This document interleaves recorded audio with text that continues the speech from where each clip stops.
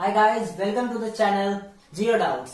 मैं प्रेम आज लेकर आया हूँ क्लास 12 का पहला चैप्टर रिलेशन एंड फंक्शन, जिसके बारे में हम सारी बातें जानेंगे।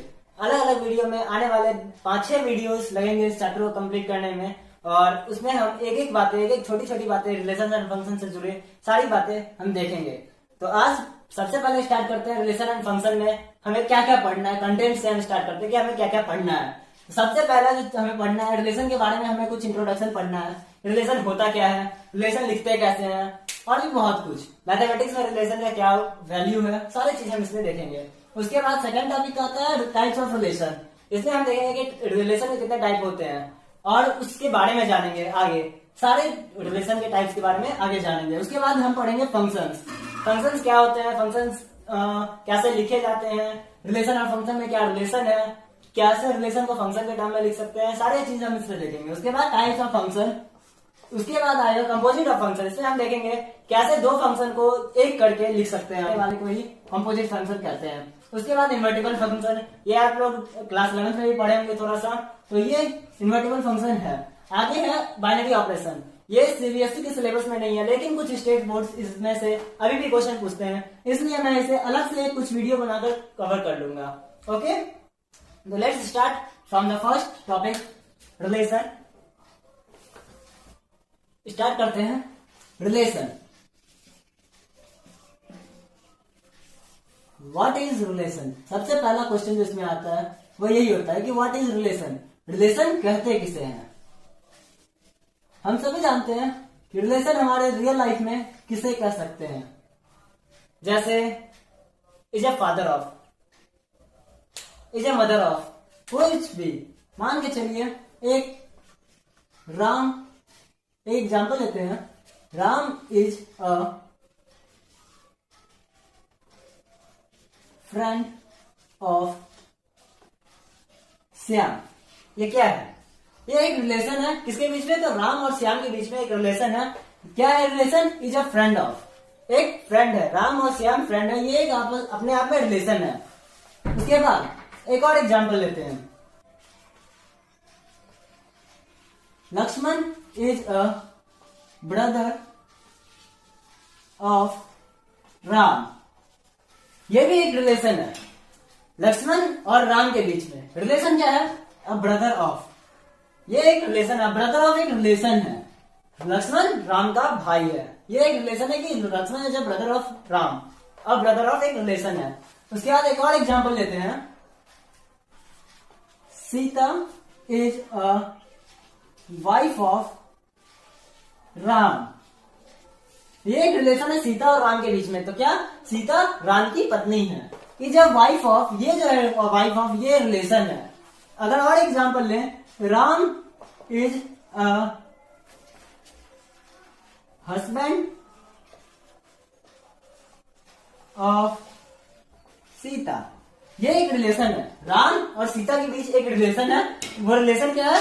या हस्बैंड ऑफ। राम सीता का पति है, ये एक रिलेशन है।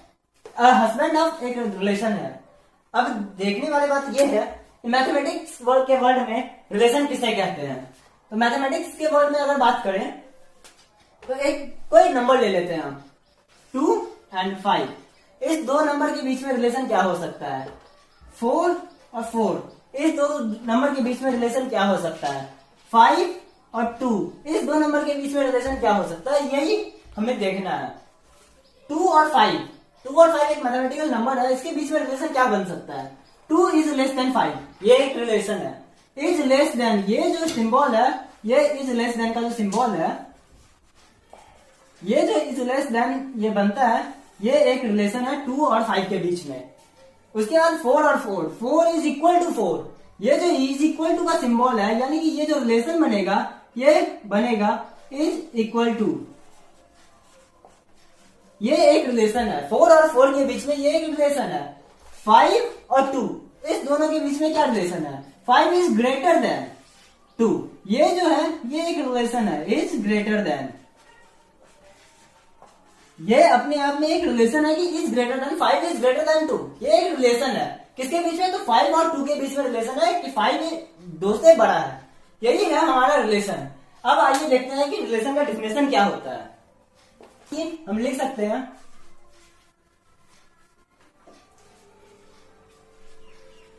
Relation is a connection among things. Relation is a connection among things. बस यही है रिलेशन का definition. Relation is a connection of among things. जैसे कि हम देखे थे दो थिंग्स के बीच में कनेक्शन क्या किया, जैसे Ram is a brother of Lakshman. Ram और लक्ष्मण के बीच में एक कनेक्शन था। वो कनेक्शन क्या था, अ brother of. A brother of का एक कनेक्शन था जो राम और लक्ष्मण को एक दूसरे से कनेक्ट कर रहा था। वैसे ही Ram is husband of Sita. यहाँ हस्बैंड ऑफ जो है ये कनेक्शन है। राम और सीता के बीच में एक कनेक्शन था, वो क्या था, Ram is husband of Sita. ये हस्बैंड ऑफ रिलेशन का काम करता है। ओके, तो अब आता है कि हम रिलेशन लिखते कैसे हैं मैथमेटिक्स में। तो मैथमेटिक्स में हम जनरली रिलेशन को लिखने के लिए कार्टेशियन प्रोडक्ट का यूज करते हैं। और Cartesian product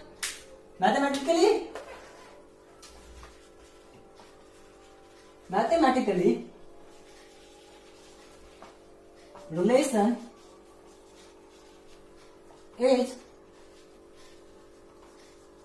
written with the help of Cartesian product। ये कार्टेशियन प्रोडक्ट आप लोग क्लास 11th में पढ़े होंगे कि कार्टेशियन प्रोडक्ट होता क्या है, कैसे लिखते हैं, कैसे बनता है, इन सब सारी बातें आप क्लास 11th में इसके बारे में कार्टेशियन प्रोडक्ट के बारे में पढ़ चुके होंगे। तो अभी मैं उसे रिकॉल कर देता हूँ कि कार्टेशियन प्रोडक्ट होता क्या है और उसको कैसे लिखते हैं। कार्टेशियन प्रोडक्ट किसे कहते हैं, कार्टेशियन प्रोडक्ट, इसके बारे में कुछ बातें हम पहले डिस्कस करते हैं क्लास 11th से जुड़े हुए, जो क्लास 11th में हम लोगों ने पढ़ चुका है। ये टॉपिक क्लास 11th का ही है बेसिकली। तो कार्टेशियन प्रोडक्ट कहते हैं किसे हैं। सबसे पहला इसका जो डेफिनेशन होता है वो होता है कि कार्टेशियन प्रोडक्ट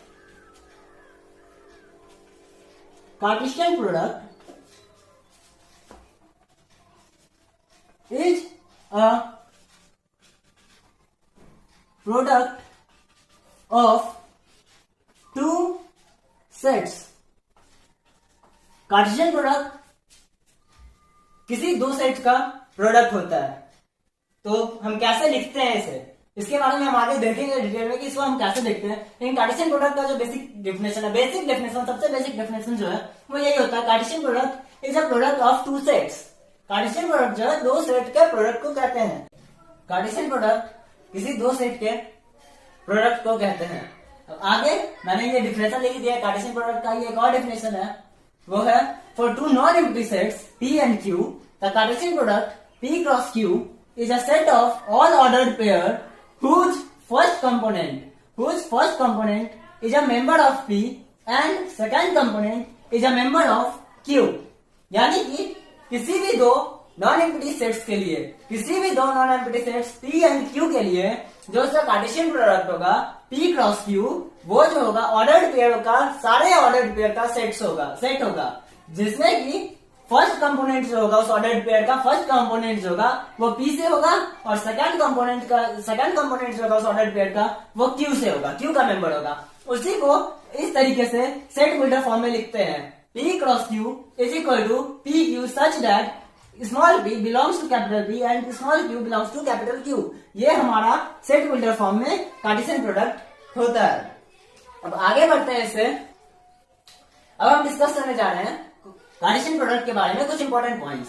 इसमें से पहला पॉइंट ऑर्डर पेयर्स के बारे में आएगा। Order pairs, two order pairs are equal if and only if. ये जो सिंबल है ये इफ एंड ओनली इफ का सिंबल है। If and only if the corresponding first element and the second element are equal. अगर दो order pair equal है तो तभी इक्वल होगा जब फर्स्ट एलिमेंट और second element of corresponding order pairs are equal. अगर फर्स्ट एलिमेंट और second element corresponding order pair का इक्वल है तभी जाकर के ऑर्डर पेयर इक्वल होगा। फॉर एग्जाम्पल, अगर एक एग्जाम्पल लेते हैं तो 1 2 is equal to 1 2, but 1 2 is not equal to 2 1। ये बात हमें जानने वाली है कि 1 2 और 1 2 ये ऑर्डर पेयर इक्वल है। क्यों? क्योंकि इसका फर्स्ट एलिमेंट जो है और इसका फर्स्ट एलिमेंट जो है ये दोनों इक्वल है और साथ साथ रेस्पेक्टिवली साइमल्टेनियसली 2 और 2 ये भी इक्वल है, तभी जाकर के ये दोनों ऑर्डर पेयर इक्वल है। जबकि यहाँ पे ये इक्वल नहीं है। अगर यहीं पे 1 2 और इज नॉट इक्वल टू 1 3, अगर यहाँ पे एक एलिमेंट इक्वल है लेकिन एक भी एलिमेंट अगर नॉट इक्वल है तो ये ऑर्डर पेयर इक्वल नहीं होगा। सिमिलरली यहाँ पे भी 1 2 इज नॉट इक्वल टू 2 1, 1 2 कभी भी 2 1 के इक्वल नहीं होगा ऑर्डर पेयर में, क्योंकि यहाँ फर्स्ट एलिमेंट 1 है, यहाँ सेकंड फर्स्ट एलिमेंट 2 है, तो कॉरेस्पॉन्डिंग ऑर्डर पेयर का जो है फर्स्ट एलिमेंट ही यहाँ पे मैच नहीं कर रहा है, इस वजह से ये ऑर्डर पेयर इक्वल नहीं होगा। आगे इसे बढ़ते हैं, तो आगे एक और पॉइंट है इसमें नोट करने वाली, कि कार्टेशियन प्रोडक्ट के बारे में जो दूसरी पॉइंट है जो नोट करने वाली है वो ये है A cross A is equal to A B C such that A B C belongs to A। यही है हमारे इंपॉर्टेंट पॉइंट, जहां की A क्रॉस A जो होता है वो A B C such that A B C तीनों का तीनों A से बिलोंग करेगा। यहाँ पे ये जो A B C है, ये जो A B C है, इसे हम ऑर्डर्ड ट्रिपलेट कहते हैं। ये A क्रॉस A में जो ये A B C आने वाला है इसे हम ऑर्डर ट्रिपलेट कहते हैं। ठीक, अब आगे एक दो पॉइंट और है वो हम आप डिस्कस करते हैं। ओके, अब नेक्स्ट पॉइंट डिस्कस करते हैं। एक सेट है कोई भी A, कोई भी finite set, non empty set है A cross infinite set, A cross infinite set, कुछ भी इनफाइनाइट सेट अगर हो, कोई भी इनफाइनाइट सेट से किसी भी एक सेट को मल्टीप्लाई करते हैं तो इसका जो कार्टेशियन प्रोडक्ट होगा इज इक्वल टू हमेशा एक इनफाइनाइट सेट ही होगा। ये बात बहुत इंपॉर्टेंट है, आप लोग इसे नोट कर लें। A cross infinite set is always equal to a infinite set, an infinite set जो भी होगा ये हमेशा एक इनफाइनाइट सेट के बराबर ही होगा। अब हम देखते हैं number of elements in Cartesian product कितना होते हैं। Number of elements in Cartesian product हम निकालने सीखते हैं। Number of elements in A cross B is equal to number of elements in set A into number of elements in set B। ये होता है number of elements in A cross B, और ये है number of elements in set A, और ये है number of elements in set B। ये है number of elements in A cross B, ये है number of elements in A, number of elements in B। ऐसा ही हम निकालते हैं number of elements in A cross B, यानी कि number of elements in a cross product या in a Cartesian product is equal to the number of elements is equal to the product of number of elements in set A and the number of elements in set B. Okay? अब एक और concept है इसमें, एक और concept हम पढ़ते हैं A cross B। Cartesian product का जो ये होता है A क्रॉस B, ये B क्रॉस A के हमेशा नॉट इक्वल होगा। A cross B is never equal to B cross है। क्यों? क्योंकि हम पहला पॉइंट इसमें हम एक चीज पढ़े थे, 1 2 इज नॉट इक्वल टू 2 1। ठीक, अगर 1 2 2 1 के इक्वल नहीं है, A cross B is not equal to B cross है। अब हम कार्टेशियन प्रोडक्ट एक निकाल के चेक करते हैं, एग्जांपल लेते हैं, निकालते कैसे हैं कार्टेशियन प्रोडक्ट। ओके, एक एग्जांपल लेते हैं। एक सेट है, मान लेते हैं 1 2 3, और एक और सेट है B जिसमें है 2 4 6। ओके, हम इसका A क्रॉस B निकालते हैं सबसे पहले। तो A क्रॉस B में इसमें क्या क्या एलिमेंट आएंगे वो हम देखते हैं। एलिमेंट सारे के सारे, यानी कि 1 जो होंगे वो सारे के साथ एसोसिएट होंगे, B के सारे एलिमेंट के साथ एसोसिएट होंगे। जैसे 1 के साथ 2, 1 के साथ 4, 1 के साथ 6। आफ्टर दैट उसके बाद अगर देखें 2 के साथ फिर सारे एलिमेंट एसोसिएट होंगे। तो 2 के साथ पहले 2, फिर 2 के साथ 4, फिर 2 के साथ 6। सिमिलरली 3 के भी साथ सारे के सारे एसोसिएट होंगे सेट बी के।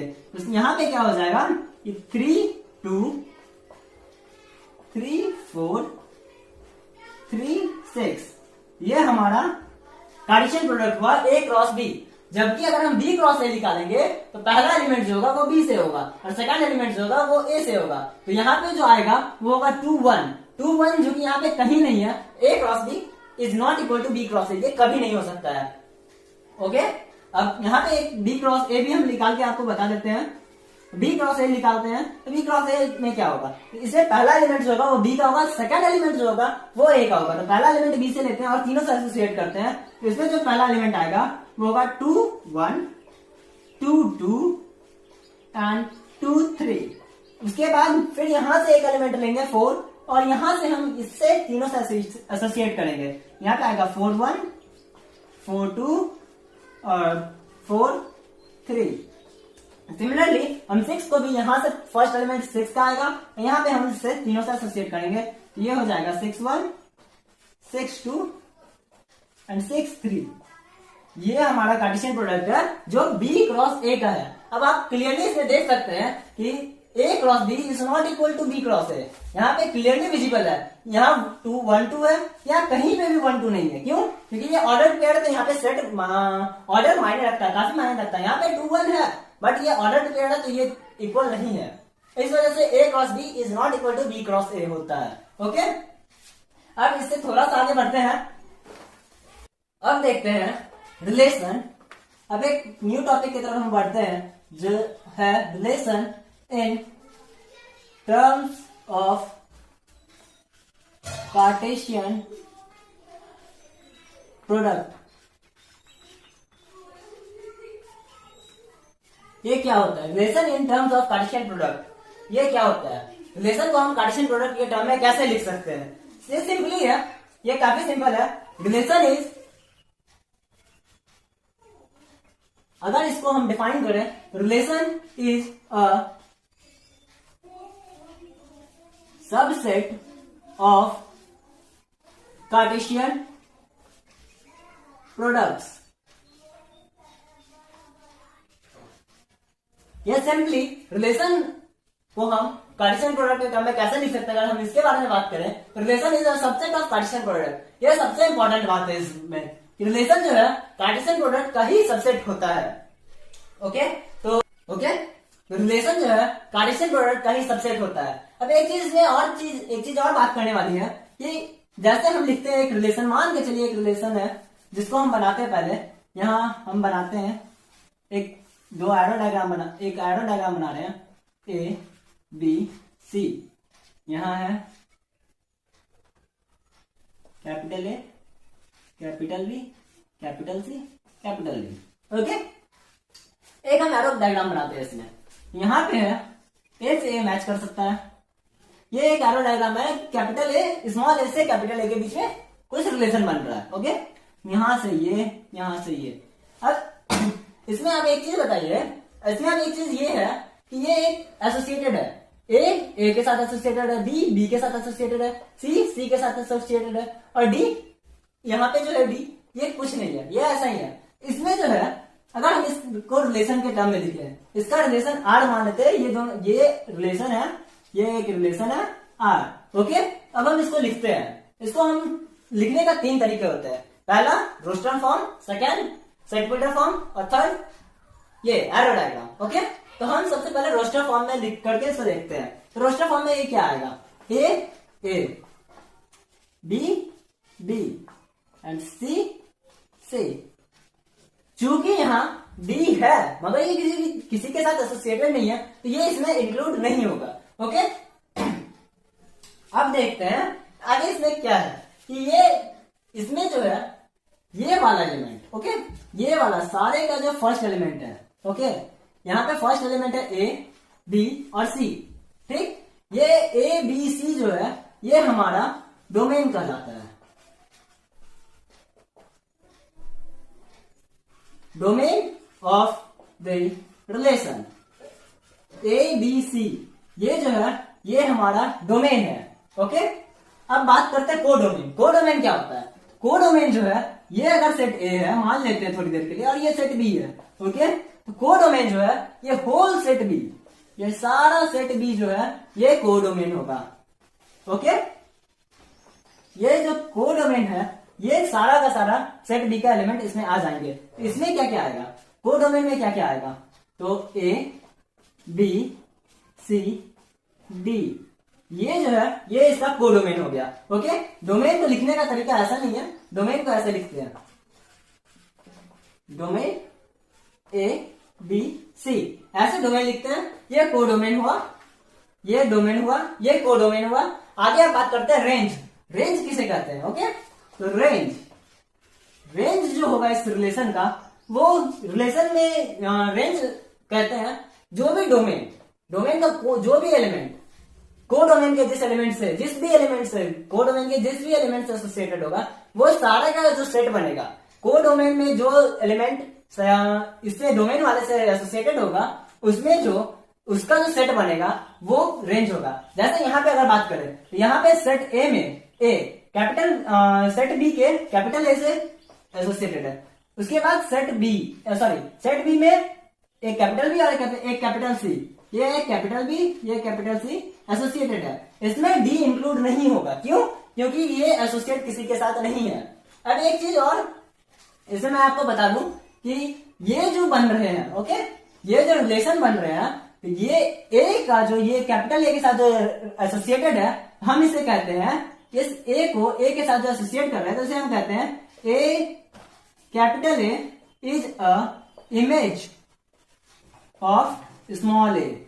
ये जो है एक इमेज है, ओके, ये स्मॉल ए जो है इस कैपिटल ए का, ये कैपिटल ए जो है ये स्मॉल ए का इमेज है। और अगर इसको रिवर्स करें, तो small A is a pre image, इसे हम प्री इमेज कहते हैं, okay, pre image of capital ए। अगर हम इधर से इधर आए, यानी कि कोडोमेन से अगर डोमेन की तरफ आ रहे हैं, तो वो जो एसोसिएशन होगा उसे एक प्री इमेज कहते हैं, ओके। और यहां से अगर डोमेन से कोडोमेन की तरफ अगर हम रेंज बना रहे हैं, एसोसिएट कर रहे हैं, तो वो इमेज होगा। Small A is a pre image of capital A, small B is a pre image of capital B, small C is pre image of capital C. ऐसे ही ये बनता है, ओके, ये इसका इमेज है और ये इसका प्री इमेज बनेगा, ऐसे ही होता है। यानी कि ये सारा का सारा जो रेंज है ए बी सी, इसका अगर हम प्री इमेज निकालें ए बी सी, ये ऐसे एसोसिएटेड होगा। अगर एक एग्जांपल लेते हैं, यहीं पे इसी में एक एग्जांपल लेते हैं, ओके, ये रिलेशन दिया हुआ है, हमसे किसी ने क्वेश्चन पूछा, फाइंड द इमेज